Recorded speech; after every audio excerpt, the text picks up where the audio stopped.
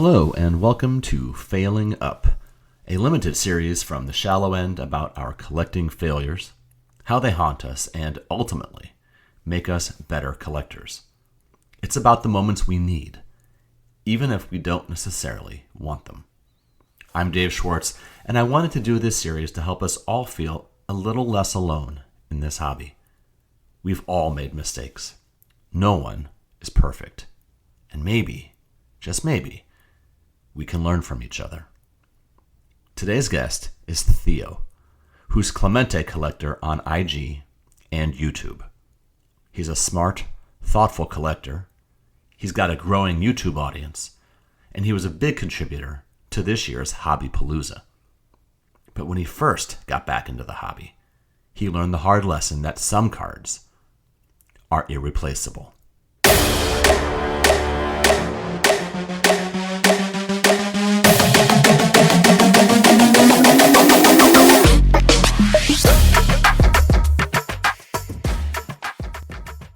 I am so pleased now to welcome to the show Theo. He is Clemente collector on YouTube, on Instagram, just a real power in the hobby right now. One of the forces behind Hobbypalooza this year, doing some great things for the hobby. Theo, thank you for being here. And please, if you wouldn't mind, share a mistake from your collecting past.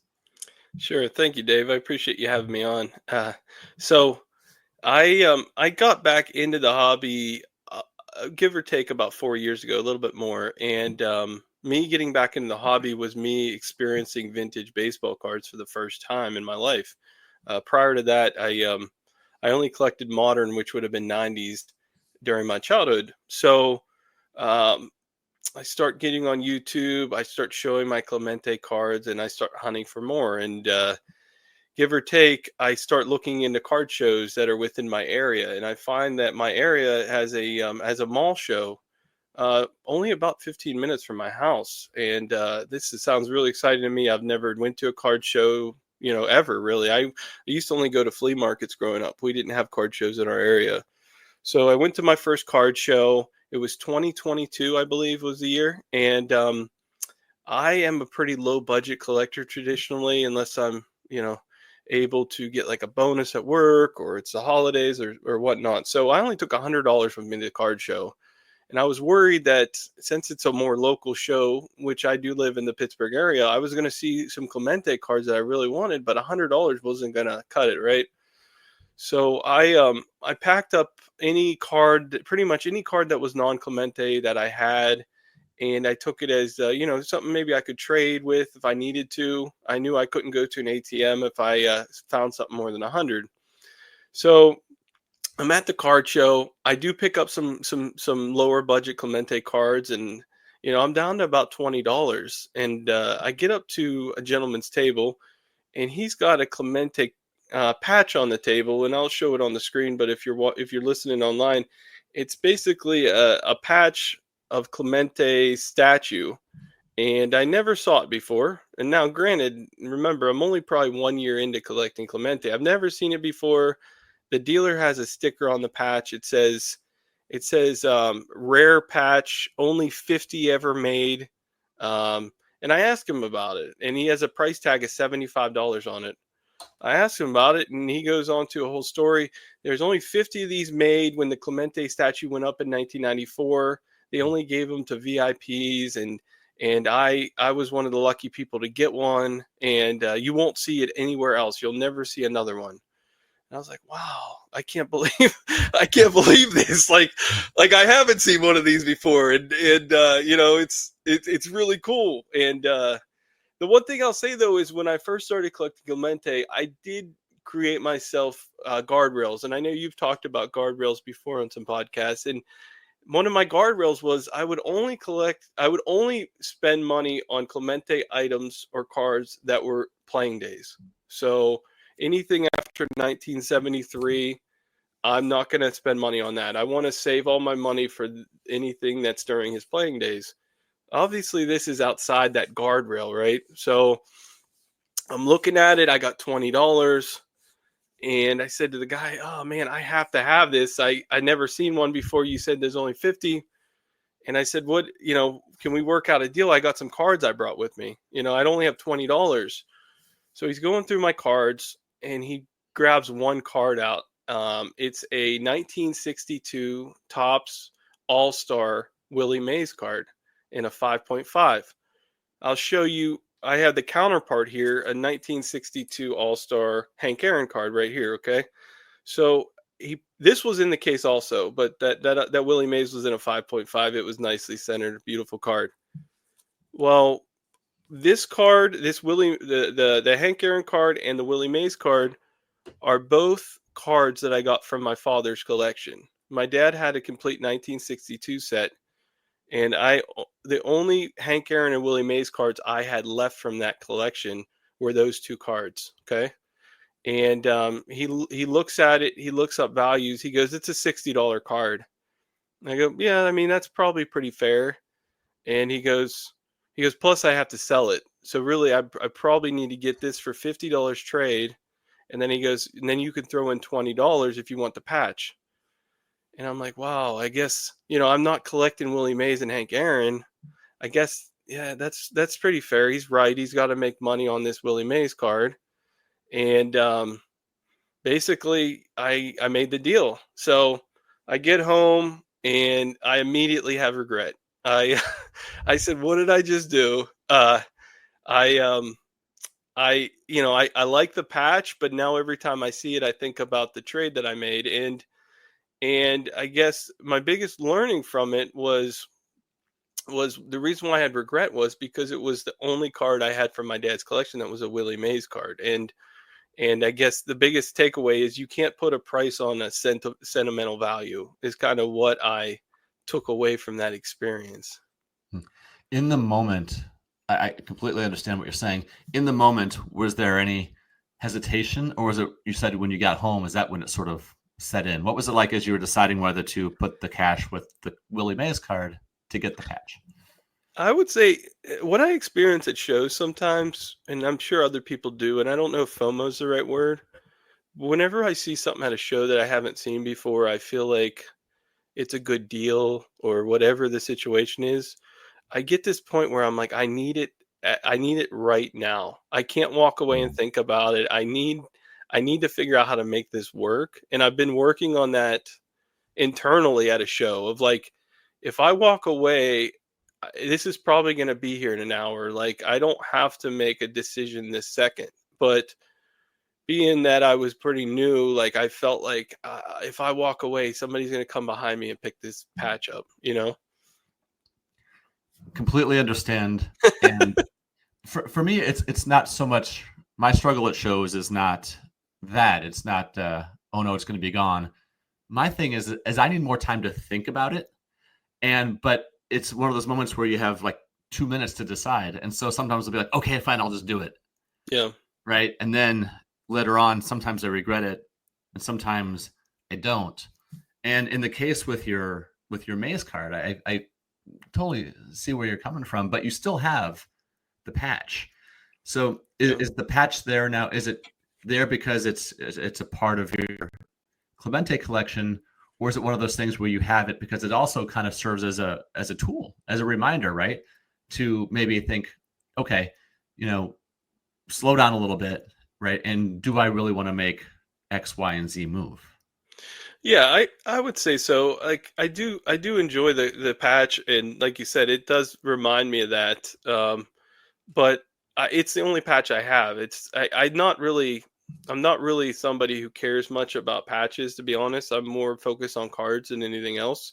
It also gives me that reminder of like, hey, my lane's really cards. I love cards. Like I don't need to pick up memorabilia and things like that because that's not what makes me happy. If I had to rank all my Clemente items, this would be ranked towards the bottom. And if I would still have that Maze card and somebody said, hey, you can only keep a couple items in your collection, that would probably be something I would have kept because I got it from my father. So yeah. I think one other thing that I learned from it though also is never take a card to a show that you really don't want to trade. It's not you're gonna regret trading that card, in my opinion. Don't ever say, well, if X, Y, and Z happen, then I will trade this card. Like, just don't leave it at. That's my opinion. Just leave it at home. Don't ever take something to a show just because you're worried if X happens, you'll have a card there to trade. That is such great advice. So you mentioned that was 22, right, when you went to that show? Yeah. And it's a great looking patch. I know some of you who are listening to this, you couldn't see it, but it's a patch of the Clemente statue that was put up in the mid '90s in Pittsburgh. It's a beautiful patch, but that's such good advice about not bringing what you don't want to move or what you don't want to be tempted to move. Have there been times now as you prepare to go to shows or go maybe, I don't know, to an LCS or somewhere where you had that sort of conscious decision of like, nope, put that away. Like, don't even bring that with you.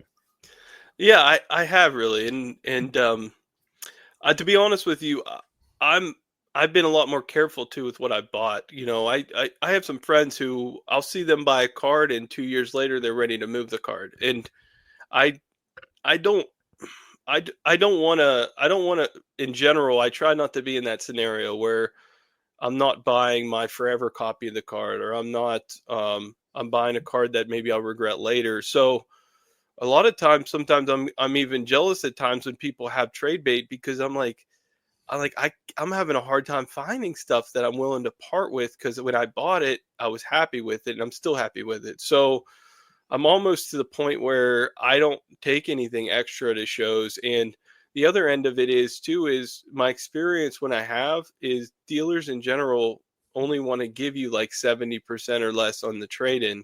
So you're better off if you're going to move something, you're better off, in my opinion, using like eBay and selling it and then having the cash for the show, in my opinion.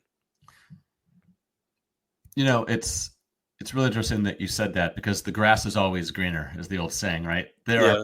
I'm sure there are a lot of collectors out there who view your relationship to your collection and would be just so jealous because everything that is in your collection, in your room, you don't want to move, right? It's all very careful, very deliberate.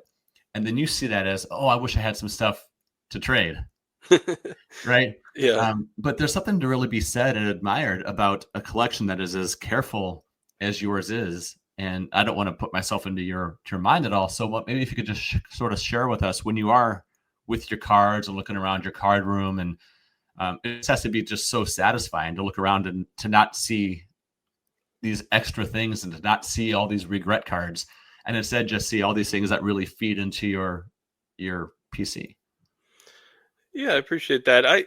I'm I'm not as condition sensitive as some, as far as Mhm. how they and everybody collects how they like, and I understand condition is one of those ways that somebody can kind of differentiate how they like to collect, right? So I'm not as like, okay, this isn't perfectly centered, or this doesn't have perfect corners. I'm a little bit more malleable when it comes to condition. I kind of get where once I get a card, I kind of never look for that card again, kind of focus, where I bought that one. I not looking it's funny. It's kind of like marriage. It's like if you said to somebody, "Hey, now that you're married, do you look at women and say, "Oh, that woman looks a little bit better, has a better personality?" No. That's not how marriage works. So I know cards are a collectible. It's not marriage. You're not married to that card, but in some ways I'm a little bit married to my cards in a way where I'm satisfied with the card I got, and that's why I bought it in the first place. And a lot of them do have stories. Like if I pull out any card that's behind me in the display case, I know what show I got it at, how much I paid, who the dealer was, what friends I was with at the show. I know some of the cards might have just been an eBay purchase. I get that, but there's so many stories attached to my collection. Like that's once again going back to sentimental value. It might not be the same sentimental value of my dad's collection, but it's still a sentimental value of being with a friend at a show and picking up the card, or an experience at a show. Yeah, 100%. Was your dad's maze card, was that graded when you moved it? Yeah, so it was a 5.5 grade. That's right, you said that. Right, right. Yeah, it was graded. So I'm wondering if you had a picture of it, if with a certain number, if there's any way you could just, every now and then just look to see if it's floating around the internet here somewhere, you know? I think I might have a picture of it. I'd have to go all the way back in my photos, but it's possible. It could. I should probably have a save search on eBay for 5.5 Willie Exactly. Mays All Star, and just maybe one day it'll come back to me. You never know. You never know. Yeah. So as we wind down with our time together, what would you say to someone who is maybe on the, I said that they came to you for advice, and let's say if they have something they want to move and they're kind of on the fence about whether or not to bring it with them to a show or to put it on eBay, and they're not asking you to determine for them. They're not saying, tell me yes or no, Theo, but they're saying, what kind of questions should I ask myself before deciding whether to move this card? What types of things might you tell them to think about? I guess one thing, like I said, one thing is does that item have sentimental value to you? That's the first thing I would look at. So if the answer is no, there's no sentimental value. It's just a matter of moving the card or not moving the card. Okay, well, how hard is it to get a card of similar condition back? That's a question to ask.